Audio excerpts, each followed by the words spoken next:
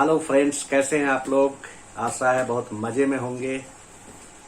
छुट्टियां अच्छी बीत रही होंगी और आने वाले व्रत त्योहार होली के उमंग के आगमन की तैयारी भी चल रही होगी। अच्छा दोस्तों, कितने संयोग की बात है। होली का त्योहार आने वाला है जो रंगों से सराबोर होता है। रंग ही रंग, चारों तरफ लाल पीले हरे नीले गुलाल रंग सबकी बौछार रहती है। और इसी बीच में हमारा सेशन उन्हीं रंगों की बात करने वाला है। अर्थात हम बात करने वाले हैं आज फैब्रिक डाइंग प्रोसेस की। तो चलिए, इस बातचीत के क्रम में कहीं मैं भूल न जाऊं, इसलिए सबसे पहले मैं आप लोगों को बहुत बहुत हार्दिक बधाई देता हूं आने वाले पर्व का, आने वाले होली का। ईश्वर आपके जीवन में खुशियों के सारे रंग भर दें और आप हमेशा रंगीन मिजाज, खुश मिजाज पूरी जिंदगी में रहें। और ये रंग दूसरों के साथ बांटना मत भूलिएगा। खुशियों के रंग शेयर कीजिए।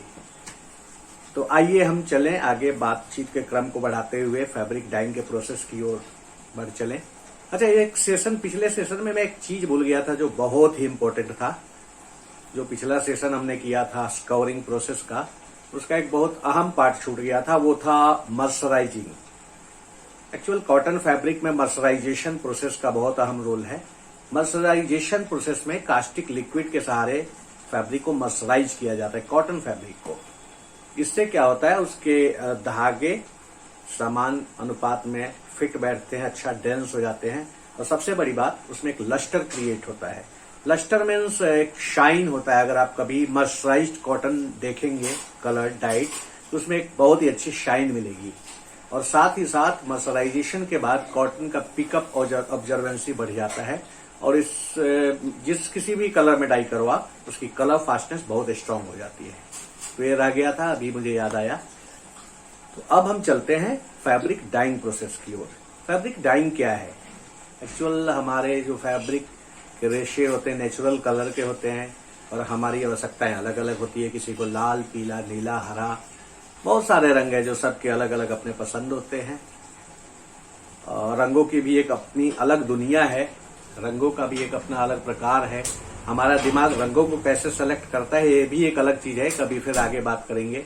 कौन सा रंग किसको ज्यादा पसंद आता है, ये भी एक विज्ञान है। और किस क्षेत्र को लोगों को रंग अच्छे लगते हैं, चटक रंग अच्छे लगते हैं, और किस क्षेत्र के लोगों को हल्के रंग अच्छे लगते हैं, ये भी एक विज्ञान है। इसके बारे में फिर कभी चर्चा होगी, याद दिलाइएगा आगे। अगर मैं भूल जाऊं तो, भूल भी जाता हूं कभी कभी। तो चलिए, हम रंगों की बात कर रहे हैं। तो सबसे पहले हमें जो रिक्वायर्ड कलर हो, जिस रंग की चाहत है उसमें रंगना, इसी प्रोसेस को फैब्रिक डाइंग कहते हैं। इस फील्ड में डाइंग के बहुत तरह के प्रकार होते हैं, बहुत प्रकार की डाइंग होती है, डिफरेंट मशीनरीज होती है। तो सबसे पहले हम बात करें डाइज के प्रकार की। दोस्तों, सबसे ज्यादा जो प्रचलित डाई है हमारे फील्ड में, गारमेंट इंडस्ट्री में, वो उसको बोलते हैं रिएक्टिव डाइज। ये सबसे आधुनिक, सबसे प्रचलित, सबसे अच्छी क्वालिटी का, सबसे ज्यादा फास्टेस्ट स्ट्रांग रखने वाला, सबसे अच्छी क्वालिटी का डाई होता है और सबसे ज्यादा उपयोग में आता है। इसको बोलते हैं रिएक्टिव डाइज। ये फाइबर के साथ एक बॉन्ड बनाता है रिएक्शन करके, और इतनी मजबूती से पकड़ लेता है कि चाहे कितनी गर्म धुलाई, ठंडी धुलाई करें, उसका रंग जल्दी निकलता नहीं, किसी दूसरे पे टिंट नहीं होता। तो इसको बोलते हैं रिएक्टिव डाइज। दोस्तों, इसके दो प्रकार हैं। एक तो कोल्ड ब्रांड रिएक्टिव डाइज और दूसरा है hot brand. Cold brand reactive dyes का केमिकल ज्यादा स्ट्रांग होता है। वो नॉर्मल रूम टेम्परेचर में भी कपड़े के फाइबर में जाके बैठ जाता है, उसको रंग देता है। हॉट ब्रांड को ज्यादा टेम्परेचर चाहिए, 80, 90, 100 डिग्री टेम्परेचर में वो कलर चलता है। अच्छा, जो भी कलर से डाई होते हैं उसमें सोडा एश, जो हमने लास्ट सेशन में बताया था, और कॉमन साल्ट, ये दोनों की भी प्रमुख भूमिका होती है। तो सोडा एश और कॉमन साल्ट के साथ इसकी ऑब्जर्वेंसी बढ़ जाती है, पिकअप कपड़े में बढ़ती है। तो उसके साथ हम डाई करते हैं और बाद में इसको न्यूट्रलाइजेशन करते हैं। क्यों? पीएच कंट्रोल कर लिए। ये तो आपने पिछले सेशन में जान ही लिया था। तो ये हो गया रिएक्टिव डाइज का दो प्रकार। दूसरा डाइज जो प्रचलित है उसको हम कहते हैं wet dyes. Actually wet dyes भी काफी प्रचलित है। सामान्यतः इसका उपयोग धागा या फाइबर को डाई करने के लिए किया जाता है। ये बहुत पुरानी पद्धति है डाई करने की। और वेट मतलब होता है वुडन वेजल, मतलब लकड़ी का एक बर्तन हुआ करता था, उसमें इस डाई को किया जाता था, उसी से इसका नाम व्हाइट डाइज की ओर बढ़ गया। तो ये धागे या फाइबर के डाइज में काम आता है। तीसरा प्रकार है डिस्पर्स डाई। ये भी हमारे सामान्य जीवन में काफी उपयोगी है, काफी काम में लाया जाता है। एक्चुअली डिस्पर्स डाई यूज करते हैं पॉलिएस्टर फैब्रिक में, मैन मेड सिंथेटिक फैब्रिक में, क्योंकि सिंथेटिक फैब्रिक में रिएक्टिव डाइज का पिकअप नहीं हो पाता उतना अच्छे तरीके से, तो इसमें डिस्पर्स डाई का यूज करते हैं। इसमें जो केमिकल बाउंडेशन है बहुत हाई टेम्परेचर में 200 डिग्री के आसपास इसको पूरा पैक मशीन के अंदर जब हम करते हैं तो ये डाई चढ़ता है, और ये सामान्यतः पॉलिस्टर में आपको देखने को मिलेगा। तीसरी डाई हो गई डिस्पर्स। अब हम बात करते हैं एक और डाइंग का प्रकार है पिगमेंट डाइज। एक्चुअली पिगमेंट एक इस तरह का डाई है जो पानी में सोलूबल नहीं होता, पानी में नहीं घुलता। इसके लिए केमिकल आता है बाइंडर, समझिए आप पेस्ट की तरह केमिकल होता है, उस बाइंडर में इस कलर की मिक्सिंग की जाती है और एक कपड़े के ऊपरी सरफेस पे एक लेयर बनाता है। अगर उसको मैंगल के थ्रू, दो रबड़ के रोले के थ्रू निकाला जाए तो दोनों सरफेस पे लेयर बनाएगा, लेकिन चूंकि वो एक पेस्ट में होता है तो उसमें थोड़ी कड़कपन होती है, टाइटनेस होता है, और इसका फास्टनेस भी यानी रुकने की क्षमता भी उतनी स्ट्रांग नहीं होती। लेकिन ये कभी कभी बायर के रिक्वायरमेंट के हिसाब से, हमारे ग्राहकों के रिक्वायरमेंट के हिसाब से हम ये भी डाई करते हैं। तो ये हो गया पिगमेंट डाई। अब आते हैं कुछ और डाइज के बारे में बात करते हैं जो सामान्यतः प्रचलन में नहीं है, लेकिन उनके नाम आपको सुनने को मिल सकते हैं। अब चौथी डाइज है एसिडिक डाइज।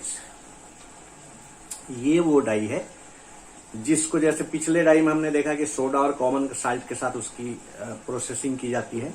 एसिडिक डाई जैसा आप नाम से जान रहे हैं, इसके कलर की प्रोसेसिंग एसिड के माध्यम से की जाती है। अब ये किया जाता है वूल पे, ऊन पे ये कलर्स नहीं चढ़ेंगे, एसिडिक डाई होगा। ये किया जा सकता है सिल्क पे, यहां भी एसिडिक डाई होता है। तो ये हो गया एसिडिक, 4 नंबर। अब 5वां हम आते हैं डायरेक्ट डाइज।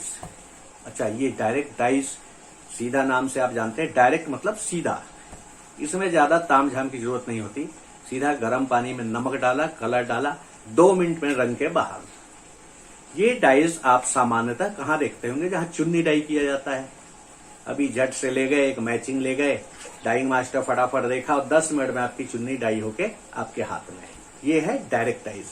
लेकिन इसके कुछ केमिकल्स, इसमें जो यूज किए जाते हैं केमिकल, उस केमिकल को हमारा जो अप्रूव्ड बायर है उस लिस्ट में वो केमिकल का नाम बैन है या अप्रूव लिस्ट में अप्रूव नहीं है, इसलिए वो सारे कलर इसमें यूज नहीं किए जाते फॉरेन सप्लाई के लिए। उसके बाद एक और डाई पुराने समय में होता था, अब भी होता है, डेनिम्स वगैरह पे होता है, उसको बोलते हैं सल्फर डाई। ये सल्फर नाम का केमिकल आपने सुना होगा, इसको सोडियम के साथ रिएक्ट करते हैं, सल्फर सोडियम दोनों को मिला के डाई किया जाता है। कम कॉस्टली है, ज्यादा स्ट्रांग है, लेकिन शायद ये अप्रूव्ड लिस्ट में ना होने के कारण ये ज्यादा प्रचलित नहीं है। अब एक डाई का प्रकार है टाई एंड डाई। ये तो आपने सुना ही होगा, टाई एंड डाई, गांठ मारो डाई कर लो। तो ऐसा भी चुन्नियों में आपने देखा होगा, गांठ मार मार के तरह तरह के डिजाइने बनाते हैं, कभी चना बांध के, कभी चावल बांध के, कभी छोटी गांठ बांध के उसको डिप करते हैं। तो जहां बंधन होता है वहां धागा उस जगह पे कलर ऑब्जर्व नहीं होता, वहां एक आकृति बन जाती है, इसी को बोलते हैं टाई एंड डाई। उसके बाद हाँ, एक और डाई है ऑर्गेनिक डाई। पिछले सेशन में हमने बात की थी ऑर्गेनिक कपड़ा क्या होता है, बिल्कुल विशुद्ध तरह से बनाया हुआ फैब्रिक जिसमें कोई कीटाणुनाशक, कोई हार्मफुल केमिकल का यूज नहीं होता, उसको ऑर्गेनिक कहते हैं। उस ऑर्गेनिक कपड़े में अगर डाई की जरूरत होगी तो वो कैसे होगा, क्योंकि इन सब में तो काफी केमिकल है, सोडा है, साबुन है, नमक है, एसिड है, तेजाब है, सल्फर है, सोडियम है, तो फिर इसकी डाइंग कैसे होगी ऑर्गेनिक की। तो इसके डाइंग का प्रोसेस अलग होता है। इसमें जितने भी रंगों का प्रयोग किया जाता है वो या तो फूलों से बनाए जाते हैं, पेड़ पत्तियों से बनाए जाते हैं।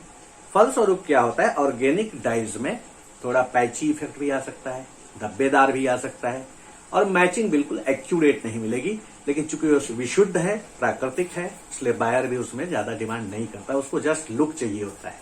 और इस तरह से डाई हो गया ऑर्गेनिक डाई। तो टाई एंड डाई सब कुछ हमारा लगभग 10 प्रकार के डाइज के बारे में हमने बातें कर ली। तो दोस्तों कैसा लगा है डाइज के बारे में। अब हम थोड़ी सी मशीनरी के बारे में ही बात कर लें तो ज्यादा अच्छा रहेगा। अच्छा, अब आपने सामान्य जीवन में देखा होगा कपड़े कई तरह के होते हैं। कुछ कपड़े तो फ्लैट होते हैं, जैसे हमारे शर्ट पैंट का कपड़ा सीधा सपाट, और कुछ कपड़े चुन्नटदार, हल्के, डेलिकेट, जैसे शिफॉन, कॉटन क्रेप, जॉर्जेट, पोली क्रेप आदि होते हैं, विस्कोस क्रेप आदि होते हैं। तो इन दोनों के डाइंग के कलर्स तो मे भी यही हो सकते हैं जो आपने सुने अभी, लेकिन मशीनरी डिफरेंट होगी। अगर एक मशीन पे सबको किया जाए तो किसी में खिंचाव आएगा, किसी में कुछ पकड़िंग आएगी, किसी में कुछ रिंकल बनेंगे, तो फिर वो रिक्वायर्ड क्वालिटी नहीं मिल पाएगा। इसलिए मशीनरी भी अलग अलग है।